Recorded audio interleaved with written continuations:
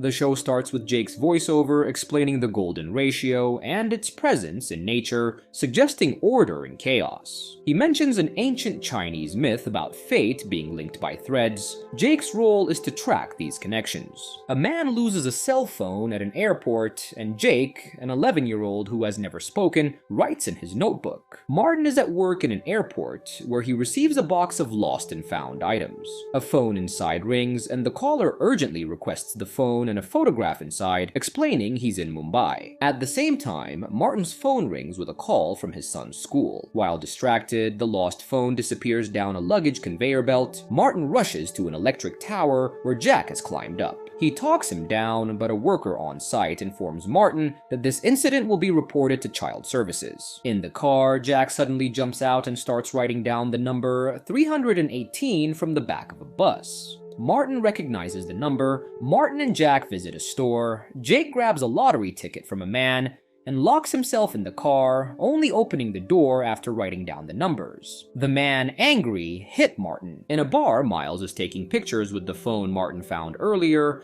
Discovering strange videos, he slips the phone into a stranger's bag as he leaves. That night, as Jake sleeps, Martin hears a phone ring. He finds the multiple cell phones on the floor, all ringing from the same number that was on the lottery ticket. In Baghdad, a young boy watches TV when his mother tells him the stove is broken, hindering their bread-making business. Clea Hopkins, a social worker, visits Martin about Jake's unstable lifestyle, citing multiple school changes and Martin's numerous jobs. She wants to meet Jake, but Martin warns her not to touch him. Meanwhile, Martin sees the lottery numbers from the previous night on the front page of the newspaper. A man in New York who spoke to Martin at the airport tells a woman he wants to come home. Clea tells Martin that Jake's obsession with numbers is common among children like him. Martin believes Jake is communicating through the number 318. Clea mentions a 2-week evaluation for Jake to determine if he needs institutionalization. In Baghdad, the boy tries to find money to fix the stove. A friend suggests stealing one from a terrorist-frequented restaurant. In Tokyo, a girl seduces a man in a hotel room and then steals from him while he showers. Martin leaves Jake for his evaluation, sharing a heartfelt goodbye. He visits his wife's grave, expressing his feelings of failure. He finds a fireman's badge with the number 318 beside her grave. At work, Martin's computer leads him to the Teller Institute. Professor Arthur Teller, who answers the door, seems to know about Jake's behavior and invites Martin inside. Teller explains that Jake perceives all moments, past, present, and future, and Martin must follow this roadmap. Jake spells out Clea's mother's phone number with popcorn. Clea, surprised, receives a call from that number, but hears no response. Martin deciphers a phone number, tracing it to Grand Central Station. He and Clea go there, where Martin keeps calling the number until he finds a ringing payphone. The man using it is the same one who hit Martin. After a brief scuffle, security intervenes. In Baghdad, the boys attempt to steal a stove, but terrorists catch them. The terrorists demand to know what they're willing to do for it. Back home, Martin receives a message from a fireman from ladder 318 who found his wife's body and won the lottery using her numbers. The fireman offers to share the winnings. On TV, news reports about a bus accident involving 25 children. The same man saved the children because he missed his train due to his scuffle with Martin. Martin returns to the facility to find Jake missing. The man heading to Tokyo calls his phone company to locate his phone, desperate for photos of his deceased daughter. In Baghdad, the boy hears a phone ring, answers, and speaks to a woman from the phone company. She instructs him to remove the phone's battery to prevent a bomb from detonating. He complies, narrowly avoiding the explosion. Martin and Clea find Jake on top of the tower in the rain. Despite his fear of heights, Martin climbs up and tells Jake he can hear him now. Jake runs to his father and hugs him while dialing a number. Martin calls the number and speaks to Artie, feeling they are meant to connect. Back home, Jake arranges popcorn kernels. A knock interrupts them. Martin opens the door to Clea. Clea warns Jake must return to the boarding facility. Martin refuses, knowing Jake's abilities. Clea argues Martin can't support Jake alone and threatens to call the police. Panicking, Martin tells Jake that Clea will take him back but promises daily visits. Jake scribbles numbers on Martin's palm. At the airport, Martin uses a reverse phone directory to check the number, finding it belongs to Arnie's pawn shop. shop. His boss interrupts, assigning him a special delivery to Moscow in 30 minutes, a black and white dog named Leov. A red-headed flight attendant collides with a young Indian man carrying a Ganesha statue. The statue shatters, scattering his father's ashes. She apologizes, horrified. Martin drives Leov but is intercepted by the flight attendant, who claims she's supposed to deliver the dog. Martin continues as she chases the dog down the tarmac. At the boarding facility, Clea finds Jake writing 5,296 inches repeatedly. She tries distracting him with popcorn, but he arranges them into a smiley face and returns to writing. Clea gives him finger paint, which he smears into 5,296 inches on a canvas. Jake heads to a door marked 6,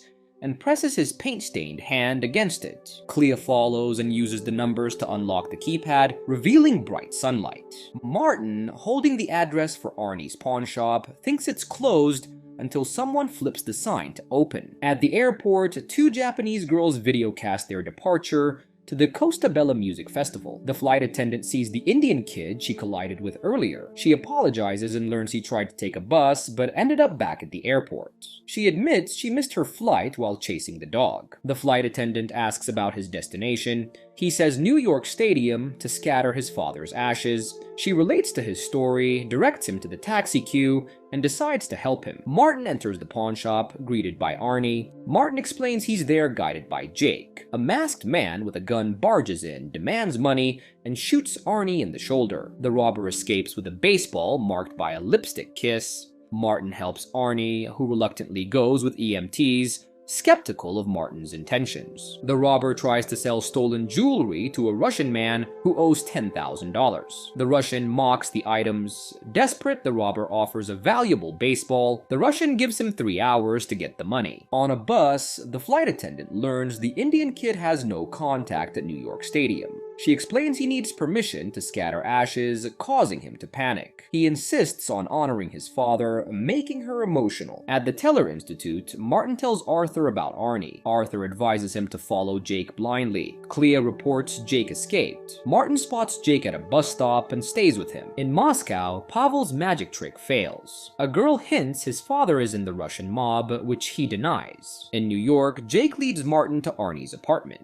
They find a note and a bat with 5,296. The landlord gives Martin cash, mentioning Arnie's cancer. Martin and Jake head to the hospital, where room 5,296 is empty. Jake points to Arnie walking away in his hospital gown. At New York Stadium, the flight attendant and the Indian kid are denied entry. She encourages him, but he feels he failed. Seeing Leov, she chases the dog, leaving the kid alone. The robber in his old uniform returns the baseball to Patrick McGrath, who resents losing it in a lawsuit. Giving it back feels redemptive for the robber. He exits, leaving the stadium door ajar. The robber admits to Yuri he has no money. Yuri lies to his son Pavel about not hurting people and gives the robber a second chance. On a bridge, Arnie is about to jump. Martin and Jake stop him, mentioning his cancer and estranged daughter, Becca. Martin pulls Arnie back as Leof and Becca arrive. The sun sets over the city. Becca holds her father's hand at the hospital. The Indian kid scatters his father's ashes. Yuri reunites with Pavel. Martin receives a phone call with silence on the other end. Assuming it's Jake, he goes to see him. Upon arrival, Clea informs Martin that the children are asleep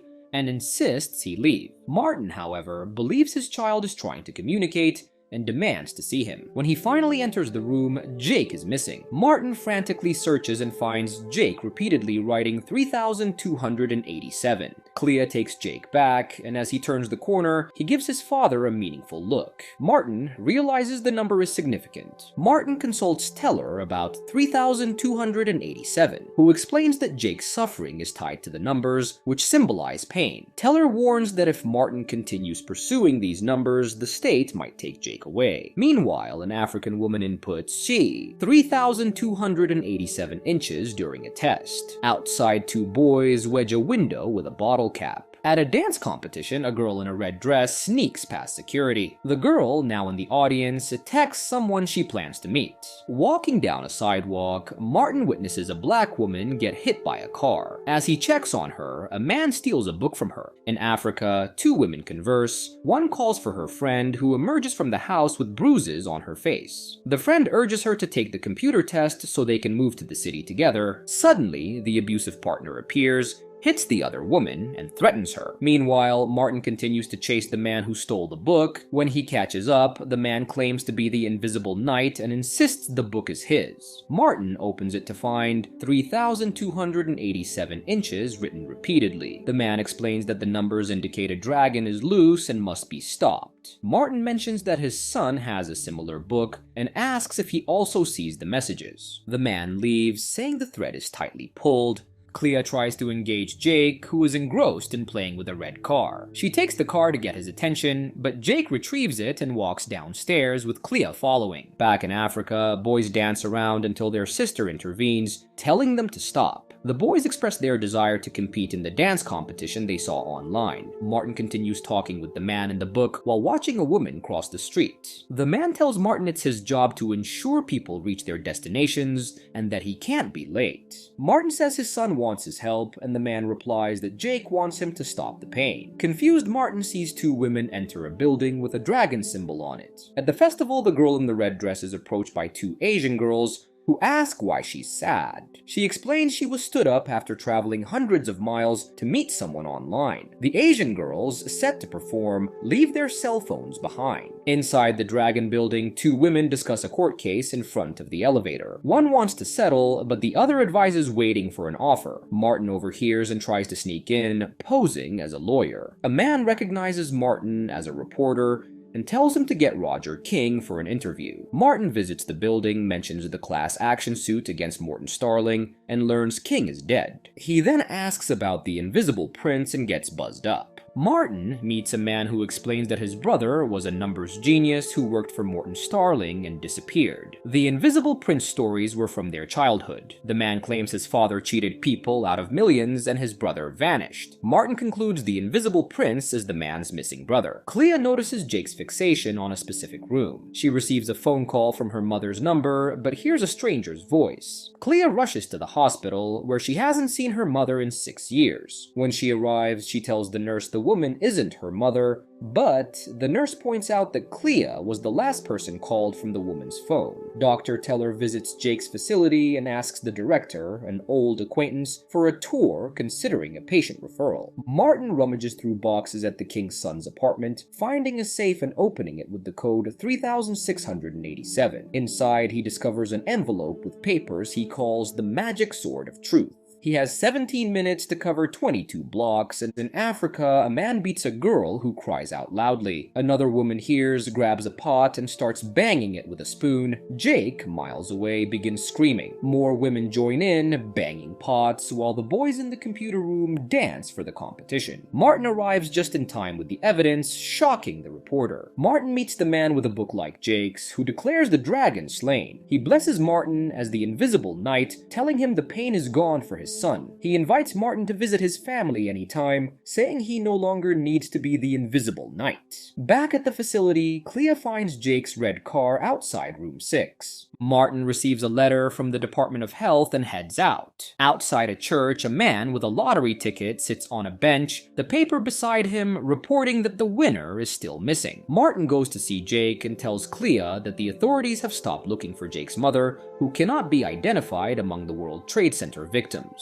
He regrets thinking he had all the time in the world and considers taking Jake to the cemetery, which Clea supports. At the cemetery, Martin talks about Jake's mom, and Jake suddenly runs off. They find a man named Bobby at Sarah's grave who knew Martin's wife. Jake runs to catch his kite, and Martin follows. Jake drops a book with numbers before losing the kite. Martin decides to buy another kite, noting Jake's new clue, Oid 9.5. In Baghdad, a teenager hopes to share his comedic talent with an American soldier. A priest reads prayers at the church where the lottery ticket holder inside confesses to the priest that he's unsure what to do with his winnings. He feels guilty, thinking he may have killed someone. Martin saves Jake from a near accident crossing the street and follows him to an apartment, number 65. When kids hit the door, the number changes to 95. The man who answers is Bobby from the graveyard. The lottery winner confesses to the priest that he has a lot of money but feels empty. The priest suggests using the money for good, like adding to the church. In Iraq, a female soldier helps a wounded comrade during an ambush. Jake runs into Bobby's apartment and finds a photo of Bobby's daughter, Sarah. Bobby reveals Martin's wife tutored him and helped him get his GED, changing his life. He hints at marital problems between Martin and Sarah. Martin gets upset and attacks Bobby, but quickly lets go. Bobby admits he failed to save Sarah on 9/11, feeling immense guilt. Bobby's wife arrives, surprised by the visitors. Jake locks himself in another room. Winning the lottery with her numbers didn't bring peace. The priest advises the lottery winner that it takes time to heal. They head downstairs, but the stairs break, trapping them in the basement. In Iraq, the female soldier hides with her injured comrade.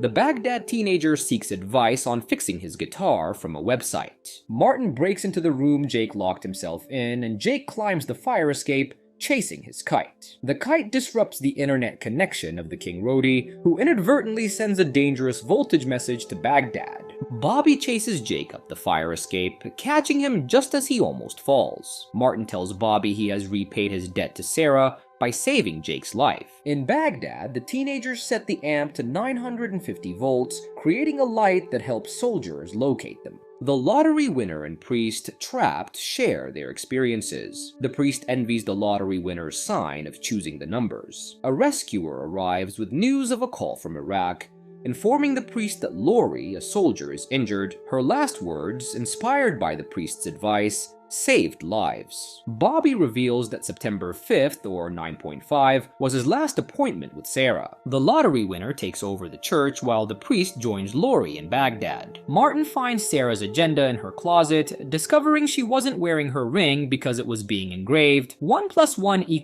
= 3. A Saudi Arabian girl is texting on her father's phone that she won't marry the man chosen for her. In New York, a man gets his wallet stolen, but the thief returns it after seeing a photo of a little girl. In a subway, a doctor follows a girl but is too shy to approach her. Martin is having lunch with Jake, and Clea is pleased to see them bonding. Today is the first of a series of evaluations to determine Jake's custody. Mentioning Jake's mother upsets Jake, causing him to knock things off the table. Martin consults Teller, expressing his belief that being a good father is best for Jake. Teller insists Martin should follow Jake's numerical clues. In Saudi Arabia, the girl picks up a friend and suggests they dress like boys for more freedom. Jake arranges sugar packets in a pattern that Teller deciphers as the number 22. Martin feels frustrated by the new clue, thinking it's making things harder. At the hospital, the subway doctor confesses to a colleague his shyness prevented him from approaching the girl. The colleague advises him to take a risk. In Saudi Arabia, dressed as men, the girls encounter a woman screaming about an imminent danger. The same pickpocket who returned the wallet steals Martin's computer. Martin chases him onto a bus, but the thief escapes, and a woman on the bus pulls a gun on Martin. Clea calls Martin, concerned about his absence during the evaluation. The woman on the bus reveals she intends to kill a man who she believes killed her father and brother. The pickpocket brings Martin's computer to his daughter as a gift, but she already received a car from her mother and stepfather. The subway doctor is urgently looking for a bone marrow donor for a child with leukemia. Teller, in the hospital, tries to convince his nurse daughter to help him, but she dismisses his ideas. In Saudi Arabia, the girls pick up a woman in labor. On the bus, Martin tries to dissuade the woman from her revenge, sharing his loss from 9/11. She insists she has nothing to lose. The laboring woman in Saudi Arabia talks to her husband on the phone, but he steps into traffic, causing a distraction that allows Martin to warn the man targeted by the woman. The man, with a 22 tattoo on his neck, grabs Martin, and they are interrupted by fireworks that cause the woman to run into the street and get hit by a vehicle. In Saudi Arabia, the laboring woman's father arrives, furious. She confronts him about defining their fate, quoting him. Clea calls Martin to tell him the evaluation didn't go well. He goes to the hospital chapel and reads a verse about protecting children. In Saudi Arabia, the baby is born, and the woman in labor refuses to return to the city with the girls, fearing shame. The Montreal doctor finds a donor and rushes to meet the girl, but has the wrong bag. He sees her in the rain and offers her an umbrella and coffee. Martin meets the man from the bus, who explains the 22 tattoos and their significance. The man man reveals they took children to a mission in Canada instead of killing them. At the hospital, Martin sees a symbol Jake showed him on a screen, leading him to believe a child needing a bone marrow transplant is connected to the girl on the bus. He convinces the nurse to help. Martin goes to see Jake, who is still awake. Clea warns him they plan to transfer Jake unless he provides a reason not to. In Saudi Arabia, the girl's father decides to call off her arranged marriage, freeing her. Martin finds a tape from his wife for Jake and plays it for him. At the hospital, the boy receives his bone marrow and meets his sister. The Saudi girl plans to go to New York with her father's approval. Clea hears Jake's mother singing on the tape and sees Jake smile at Martin for the first time. A Chinese girl receives a phone call and starts crying. A man leaves his office. Clea looks upset standing by a train, and Jake swings while Martin pushes him. It turns out to be Martin's dream.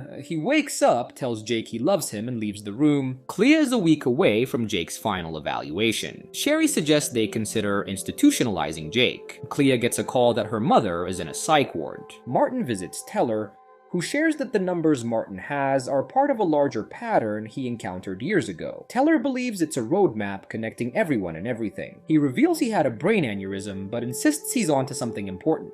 He wants to speak to Jake, but Martin refuses. At the airport, the Chinese girl meets Will Davies, who has just left his office. Martin delivers a lost bag to a house with police presence due to a missing child. Clea visits her mother, who was caught shoplifting and hasn't seen Clea in 6 years. Clea offers her a hospital bed if she consents. Her mother, however, denies being Clea's mom and runs out of the psych ward. Teller visits Jake, lying about a consult to get in. He finds Jake painting the numbers 9, 7, and 5 and says, "I guess you've been expecting me." Clea discovers her mother tried to steal cough medicine and mentions going home to her child. She sees a news report about the missing boy and suspects her mother might have taken him. She and Martin react. At the airport, Will talks to the Chinese girl about a building he recommended for demolition. He ponders life's purpose, and she mentions procreation as per her parents' belief. Will gives her his business card before she boards her flight. Teller asks Jake about his recent distress and his missing patient, Amelia. Jake paints the number 9756. Clea calls the police about her mother's disappearance. Martin believes they need to find her on their own based on the numbers. Will survives a plane crash with his flight ticket, number 975, still in his pocket. The Chinese girl returns home unexpectedly to find a medium with her partner, Serena. Martin and Clea use a map to search for Clea's mom, and Teller searches for Amelia in room number 6, the final number from Jake. Sherry confronts him before he finds her. Clea and Martin reach the building where Clea's mother often waits for her. Clea finds a star symbol from her childhood. The medium tells Serena her partner prioritizes her career over having children, which is why they can't conceive. Clea tells Martin about her mother's star drawing, believing she is close by. Teller leaves the hospital, seeing 9756 on his car's display. Will confronts his boss, arguing to turn the building into a museum. His boss emphasizes the profit from demolition. Will insists they act today. Martin and Clea find her mother in a building slated for demolition, the same one Will wants to save. They convince workers to let them in, believing a woman and child are inside. Will causes a commotion to distract the workers. The Chinese girl explains to her partner that she values family over career. She receives a call and learns about the plane crash she was supposed to be on. Martin and Clea locate Clea's mother. Clea tries to jog her memory by recounting childhood stories. Clea's mother eventually recognizes her and hugs her, revealing she lost the boy she took. Martin runs to find the boy while Will is beaten outside. Clea thanks Will for saving her mom. As Will collapses, she sees his plane ticket, flight 965. Will dies. Martin finds the boy in a park, picks him up, and imagines he's hugging Jake. The Chinese girl decides to prioritize having children. They look at donor photos and she chooses Will. At the hospital, Clea's mother agrees to check in. Clea thanks Martin for acknowledging the significance of the numbers. Martin shares his recurring dream of Jake swinging higher and higher until he jumps off and hugs Martin. Clea reassures Martin that he's a good father. Clea and Martin visit Jake, who holds onto a book. Jake adds a 6 to his sequence of numbers. Suddenly, they hear the commotion. Teller is found in his car, either passed out or dead. Clea and Martin examine security tapes of the professor's final moments. They notice a suspicious 10-minute gap in the footage, but one helpful clue remains. On the tape, Teller gave Jake his visitor's badge and a key with the number 1188 on it before heading to his car. Natalie is video blogging her globe-trotting adventures. Though she is back home now, Natalie found a flash drive in her youth hostel in Europe with a message from an adorable Italian named Paolo. Paolo fell for a girl named Celeste in Paris,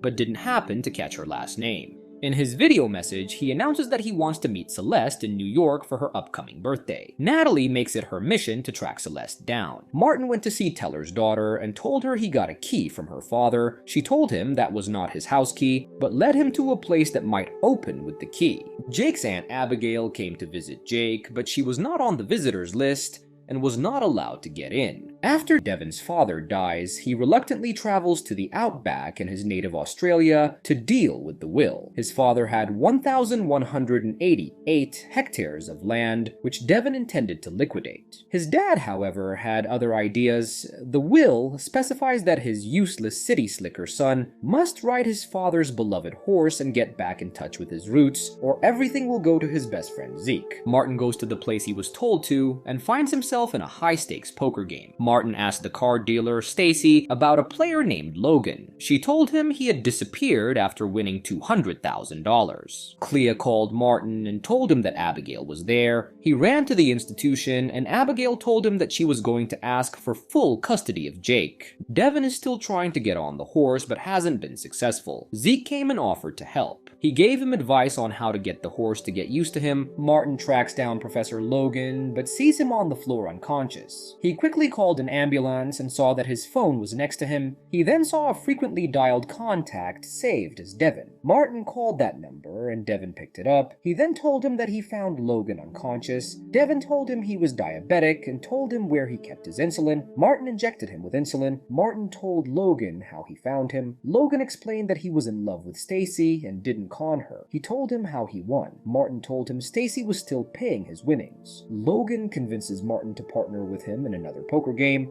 They plan to use the Amelia sequence again to win back the money needed to clear Stacy's name. Logan told him if he was his partner for the game, he would tell him what door the key opened. Martin and Logan participate in the poker game and manage to win the necessary amount using the Amelia sequence. They gave the money to Stacy. Logan apologized and confessed his love. Logan reveals where Martin can find Teller's research. Natalie went to a restaurant to see Paolo's love life unfold. Her viewers also showed up wearing red scarves, based on her request. But Paolo showed up and told Natalie that he had developed feelings for her. After successfully taming Zeus, Devon decides to give the property to Zeke, his father's best friend, recognizing the deeper bonds of friendship and respect that his father valued.